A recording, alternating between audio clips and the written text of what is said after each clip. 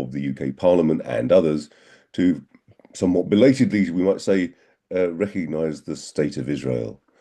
Comrade Machover, over to you. State of Palestine, we. State of Palestine, indeed, yes.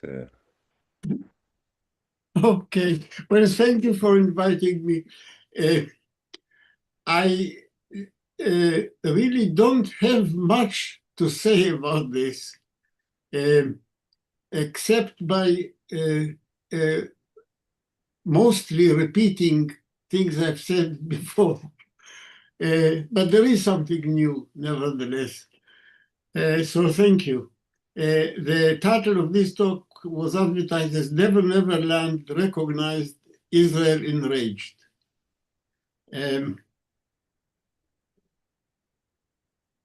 What I have to say is in three parts. The first part is that referring to what has been recognized now belatedly, as it were, by Britain, France, Canada, Australia, and others, to refer to it as a state is a deceptive hyperbole, even supposing that it could be implemented. Secondly, that it's not going to happen. I mean, this so-called state is, well, deterministic predictions, I think, are out of the question. But let me put it this way, the probability that this so-called state is going to actually come into being is infinitesimal.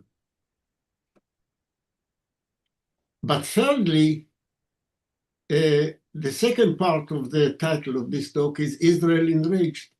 If so, why is Israel enraged?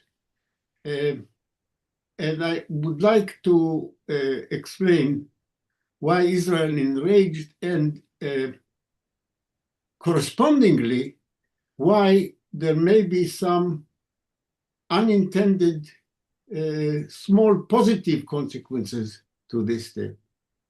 It is not wholly in the realm of fiction. Or put it this way, even this fiction has some consequences in the real, or may have some consequences in the real world. And the Israeli government knows why it is so, why it went ballistic in response to this step. Okay. So first of all, this is not a state.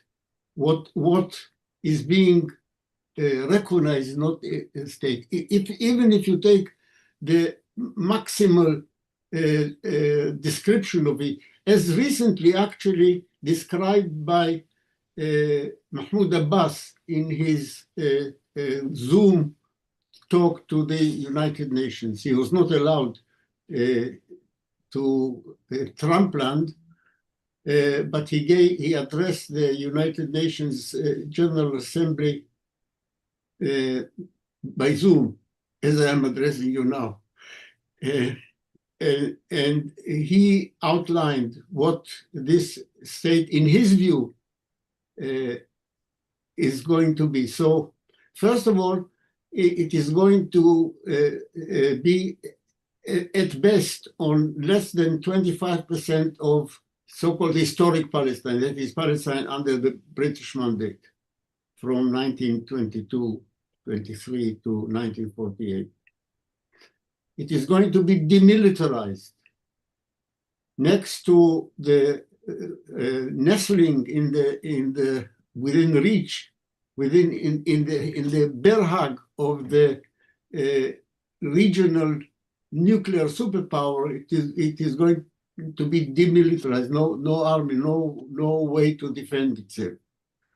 And it is going to accept dictates by Israel and the so-called international community as to who is allowed to serve in its government. This is not a He actually accepted this. Hamas is not going to be allowed to serve in this, to be in the government. Never mind what the Palestinian voters are going to say about it. That is to say, it is not the Palestinian people who are going to decide who is going to be in government, in office, in this so-called state, but Israel will be allowed to dictate. And in fact, Abbas has already accepted the dictate in advance. He says that such and such is not going to be able to serve in the government. So this is,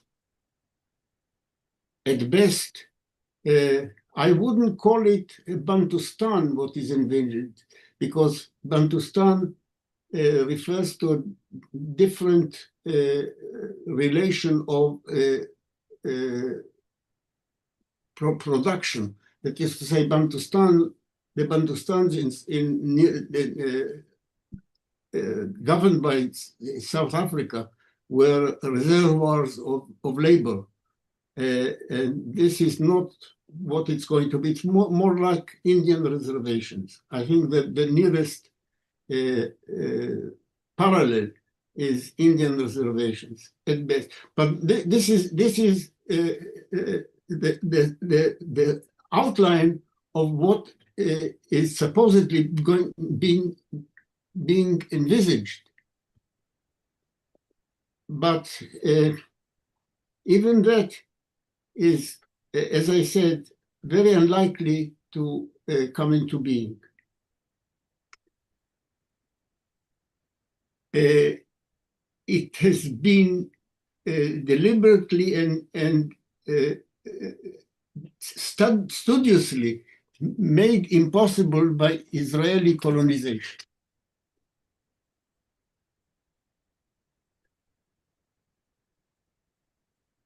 It is not simply the Likud-headed government that is responsible for making it impossible by colonizing intensively, and in a way, if you look at the map, the colonization follows a pattern which is obviously deliberately making impossible the creation of any contiguous Palestinian state. It is true that the governments under Netanyahu, since he first became prime minister, have been blatant in their open opposition and sabotage of any possibility of a Palestinian state. But it is by no means the case that it is only the Likud and its so-called extreme right-wing partners, as if the Likud itself is not extreme right-wing, that are opposed and have made the creation of such a non-state impossible. It has been de facto the policy of labor-led governments, except that they were less open about it. I've explained this in detail in an article I wrote for Weekly Worker in 2011. I will put the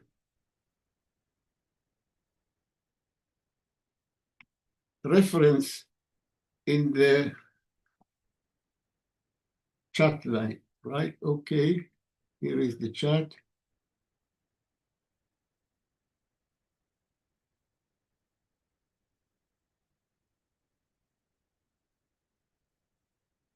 Oh.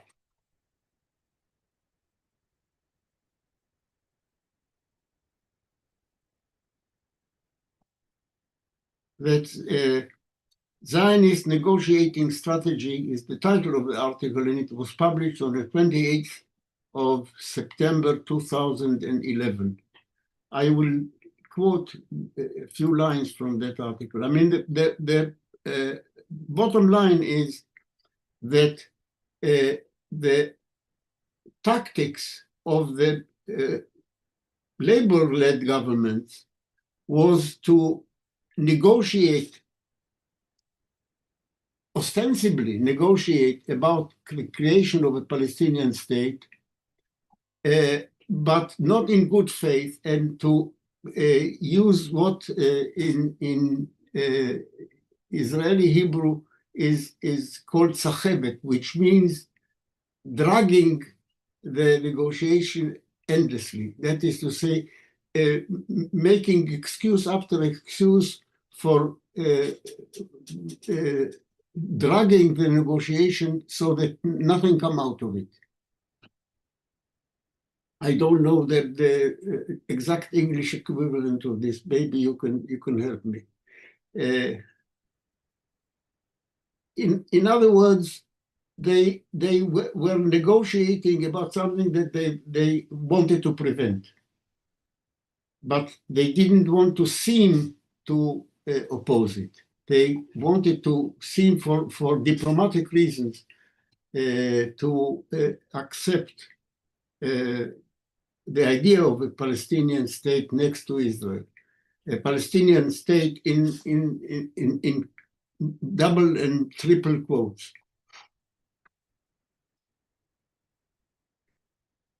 The reason why all mainstream Zionist parties in Israel opposed, never mind what they said for diplomatic reasons, but essentially opposed the creation of a Palestinian so-called state, was, I think, the reason was laid out by no less than Moshe Dayan, whom I quote in this article. And in fact, the quotation from Dayan is taken from an article that Comrade Farjun and I wrote in the mid-1970s. To us, it was clear why that Israel is going to oppose the creation of the Palestinian state in whatever form. We wrote an article about it in the mid-70s, and we quoted Dayan from an article that he published in Haaretz in December 12th, that 12th of December 1975. It goes as far back as that. So, I mean, the opposition and the reasoning that Israel has against the creation of a Palestinian state goes as far back goes. And here is what Dayan said in his article in Haaretz. We quoted it, Farjun and I, in an article that was published in early, a few weeks after this Haaretz article. It was published, and you can find it on the Matzpen website. It's dated January 1976. Okay, so here is Dayan. Fundamentally, a Palestinian state is an antithesis of the state of Israel. The basic and naked truth is that there is no fundamental difference between the relation of the Arabs of Nablus to Nablus and that of the Arabs of Jaffa to Jaffa. And if today we set out on this road and say that the Palestinians are entitled to their own state because they are natives of the same country and have the same rights, then it will not end with the West Bank. The West Bank, together with the Gaza Strip, do not amount to a state. The establishment of such a Palestinian state would lay a cornerstone to something else, either the state of Israel or a Palestinian state. So this is about the fundamental claim of Zionism to the whole of Eretz Israel. If you allow a Palestinian state, however small and however powerless, however impotent, then you accept the right of a Palestinian nation. You accept, first of all, you accept the existence of a Palestinian national entity. You accept that the Palestinians are a national entity, and you accept that they have national rights in Palestine. And this is a total negation of the claims of Zionism to the rights of the Jewish so-called people to the whole of Eretz Israel, as promised to Abraham by God and referred to in the book of Genesis. So you see what this is about. Dayan had the merit of being brutally open, honest in what he said. He was a monster, but he was not a dissembling monster. He was clear about what he wanted. He was clear about the motives that motivated him. So you can understand why this is the case. And I will remind you that, first of all, during the Oslo process in the late 1980s and early 1990s, when eventually the Oslo agreement was reached, there was no mention of it of a Palestinian state. It was said around the world that this is about the creation of a Palestinian state. There was no such thing. And again, this is being pointed out not only by me, but by other speakers. I think Jack has mentioned it in some of his articles. This is a well-known fact. The Oslo Agreement was in fact not about a Palestinian state. There's not a word in the text of the agreement about a Palestinian state. Moreover, during the Oslo period, when apparently moves were made and then sabotaged to implement whatever limited agreement was achieved, during the whole period, under governments led by the Labour Party at that time, it existed, no longer exists in effect, but at that time it was was leading these Israeli governments. Colonization of the West Bank proceeded relentlessly. That is to say, the very process that is designed to make not only a theoretical, but a claim in practice for Israeli possession of the whole of this territory were going on relentlessly under a Labour government. Moreover, again, in a speech that Yitzhak Rabin, who was assassinated for signing the Oslo Agreement, when he presented this agreement for ratification by the Knesset, in his last speech to the Knesset before he was assassinated, this is what he said.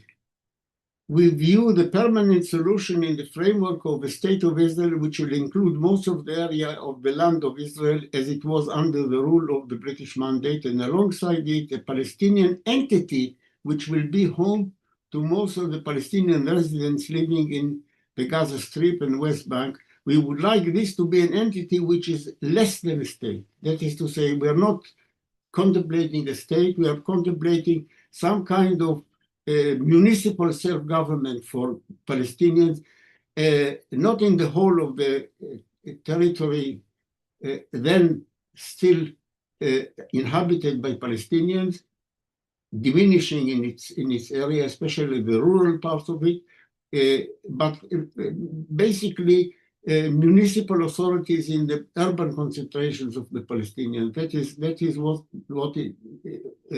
Rabin was telling the Knesset. Coming nearer to the present, there is, let me find the exact, the official release by the Knesset website. It refers to votes that were taken quite recently, that is to say, on the 18th of July, 2024. That's to say, slightly longer than a year ago, last July, in July 24. The Knesset officially adopted the following resolution. The Knesset plenum voted in favor of a declaration stating that Parliament, Israeli Parliament, the Knesset, opposes the establishment of a Palestinian state. And this was adopted by an overwhelming majority. In fact, as far as I can recall, about 9 out of the 120 Knesset members voted for it. So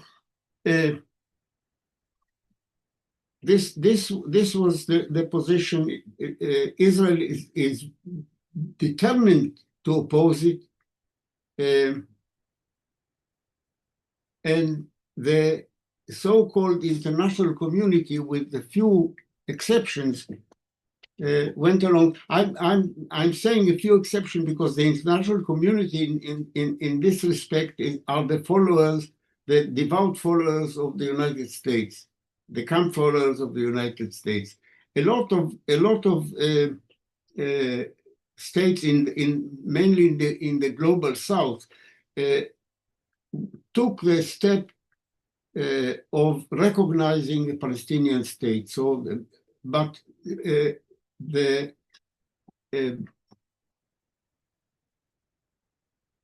major allies of the United States, like our own British government, the French, the Canadian, Australian, and so forth, a few others, resisted it.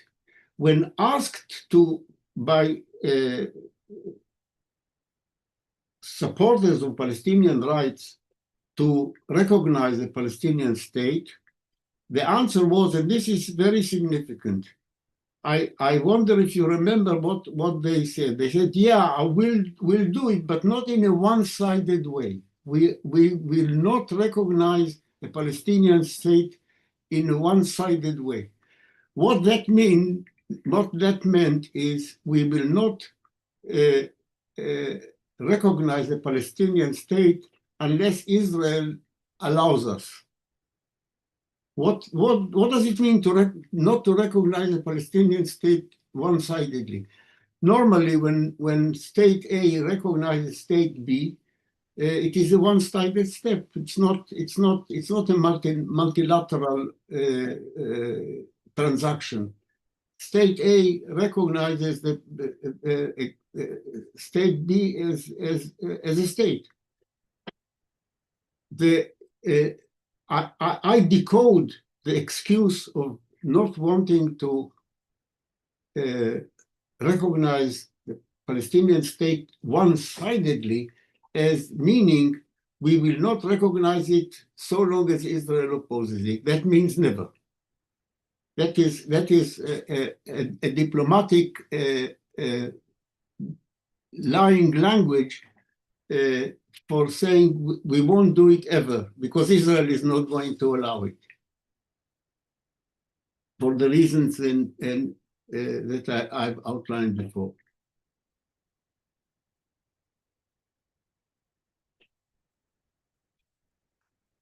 But suddenly they did. What has changed? This is one question that I would like to talk about. And since this is a completely vacuous step or recognizing something that is not going to exist, why is Israel enraged about it? And I think the answers to the two questions are interlinked. I think for the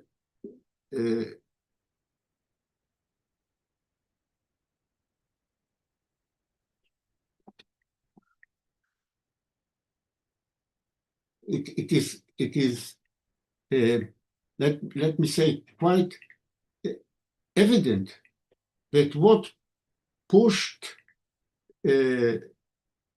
Starmer and others to suddenly change their minds and recognize a Palestinian state, although Starmer's way of doing it was the most disgustingly dishonest way of saying, he presented it as a punishment for Israel.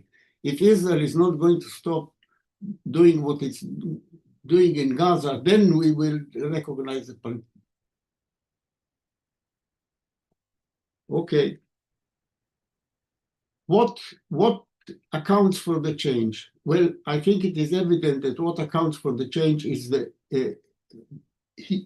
very noticeable, I would say, remarkable shift in world public opinion, and including public opinion in the countries that I've mentioned.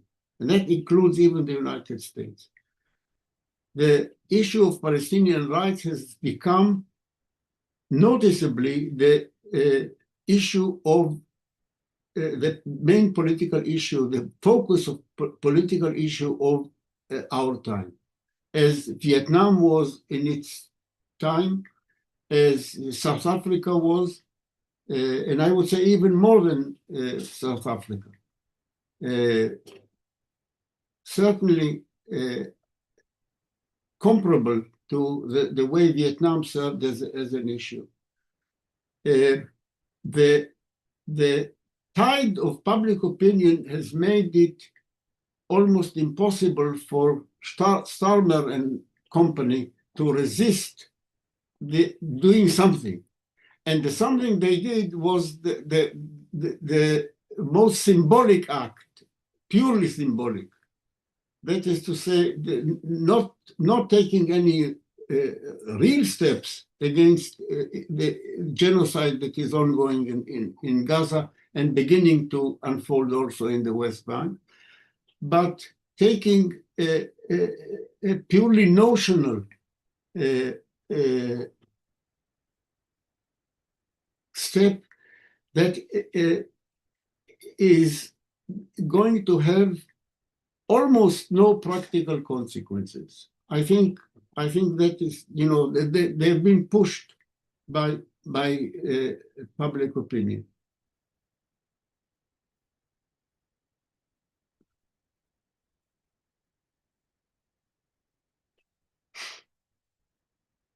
But even symbolic acts and acts that apparently have no consequences in the real world, in fact, do have consequences. And this is the reason why Israel has become so enraged.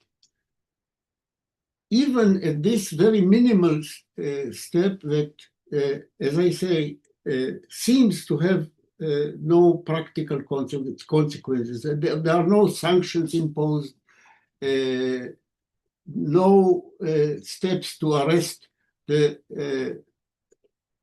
war criminals, Netanyahu, and so forth. But nevertheless, recognition. So let me enumerate some of the consequences, the positive consequences of this apparently purely symbolic act, and this at the same time accounts for the fact that Israel has got so enraged by this step, because these positive consequences, of course, go against the aims and wishes of the Zionist state of Israel. First of all, in some sense, recognition strengthened the position of the Palestinian Authority, the collaborationist Palestinian Authority, while Israel wants to get rid of it and replace it by something else. And remember, the whole of this present genocidal war was triggered off by the events of 7th of October 1923, right?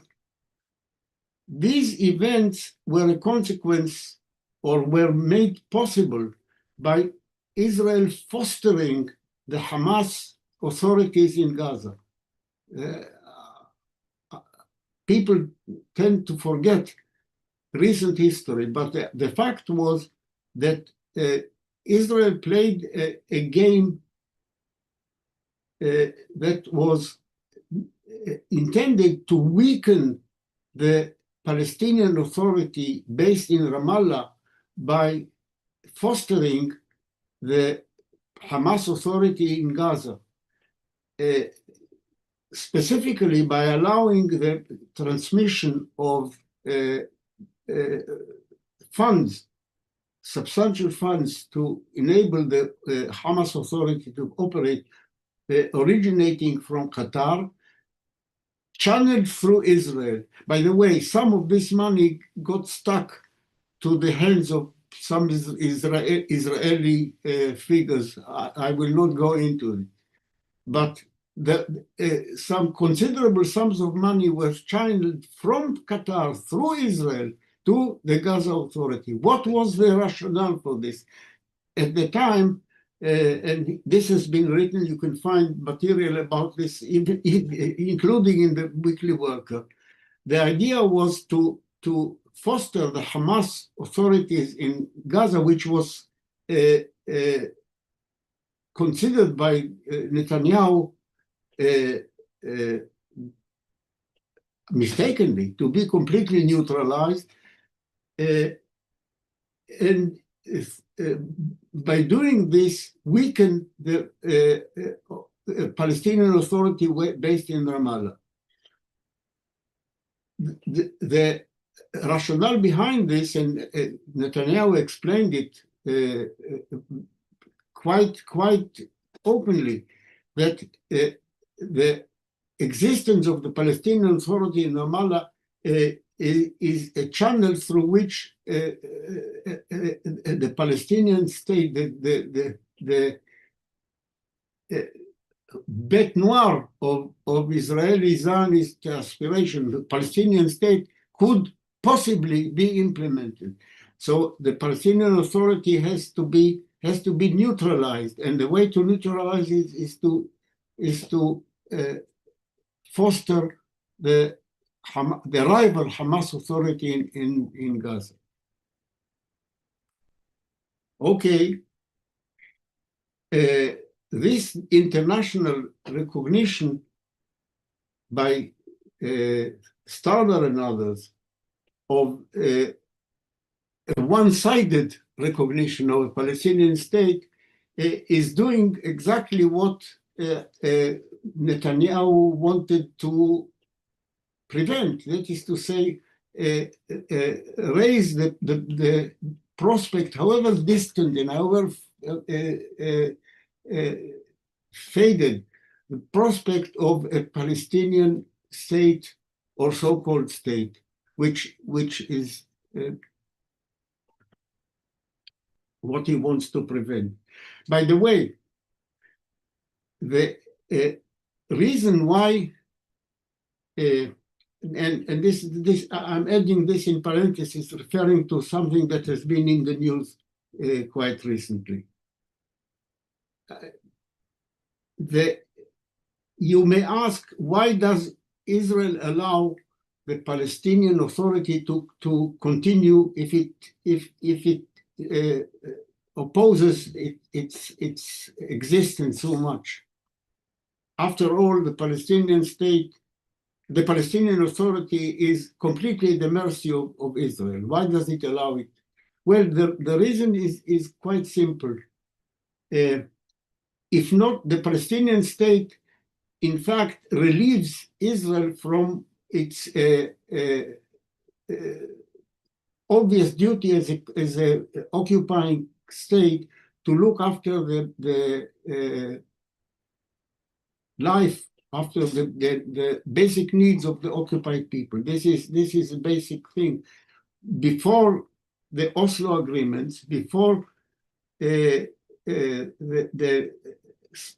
First Intifada, Israel fulfilled some role of an occupying power according to international law, although it didn't recognize, never has recognized occupation as occupation. It nevertheless followed some of the international rules of looking after the basic needs of the population, supplying basic services.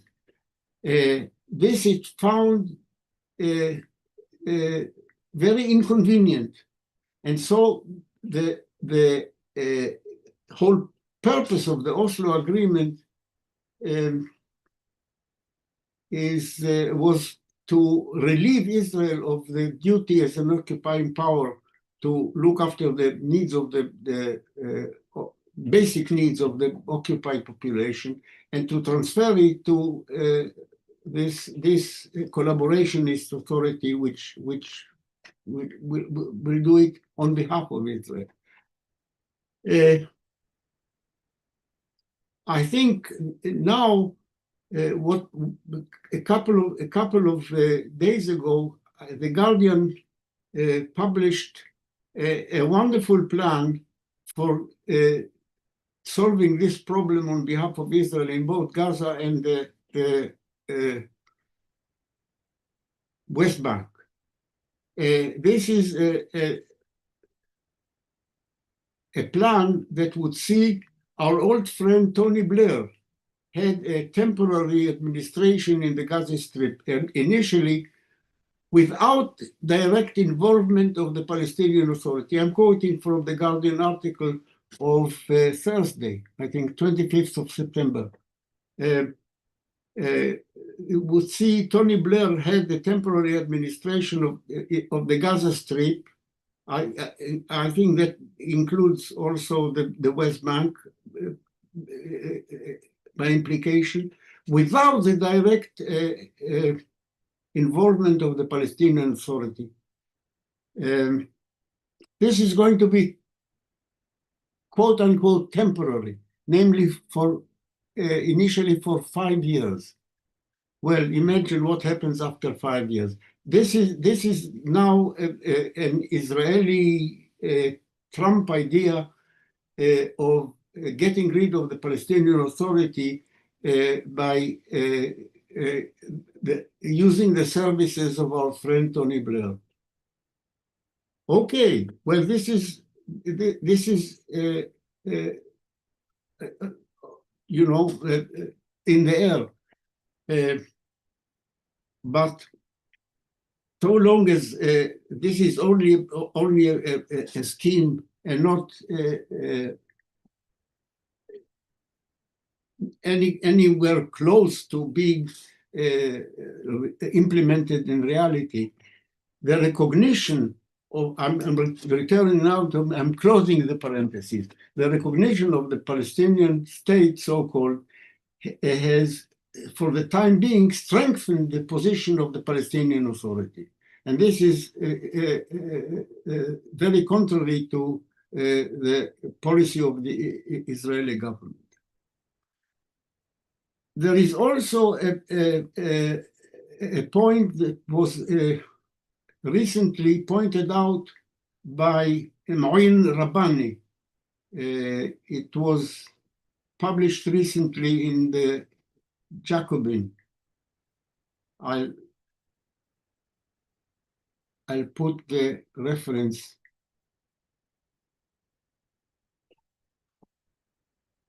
in the notes, in the chat.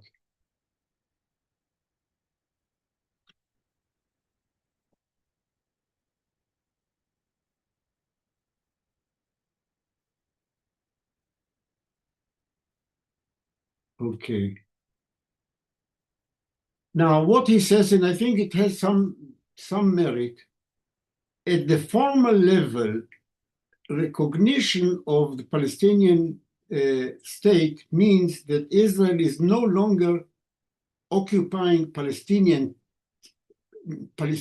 or territory inhabited by Palestinians, but rather it is in occupation of a state which is candidate member, full member of the United Nations. In international law, being in occupation, being at war with a state has certain consequences which are not desirable for Israel.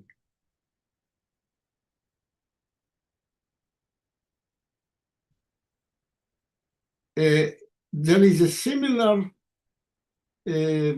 point which is rooted, and I hope Mike will help to confirm me in this respect. I'm referring to Section 4 of the Foreign Enlistment Act of 1870, which makes it an offense for a British subject to enlist in the military of a foreign state at war with another foreign state with which the UK is at peace. Okay, so there is no prohibition of a British subject serving in the Israeli army which is fighting against a terrorist organization. But an Israeli state that is fighting against this has been actually a subject of a question in Parliament recently. Is it okay for British subjects to serve in the Israeli army? Well, yes was the answer, because they are not at war with a state with which the United Kingdom is at peace. But the United States is certainly not at peace, is not at war with a Palestinian state which it has just recognized. So this, as it were, will create certain difficulties. Of course, they will find ways to wriggle out of this, I'm sure. But you see the point. There are certain consequences, unintended consequences for Britain recognizing the Palestinian state, or a so-called Palestinian state. But I return to the previous 2 points. It is a symbolic act, true enough, but symbols do matter. They have consequences. And I think the greatest fear of the Israeli government, and this is one of the main reasons why it has acted, in such a enraged passion to the recognition, is that this is a thin end of the wedge. It's true that the thin end is very, very thin, but it's still the thin end of a possible wedge of the United Kingdom and other similar governments being forced to accede, to give way to increasing rage in public opinion against the genocide in Gaza and the incipient genocide in the West Bank. Thank you. This is all I have to say.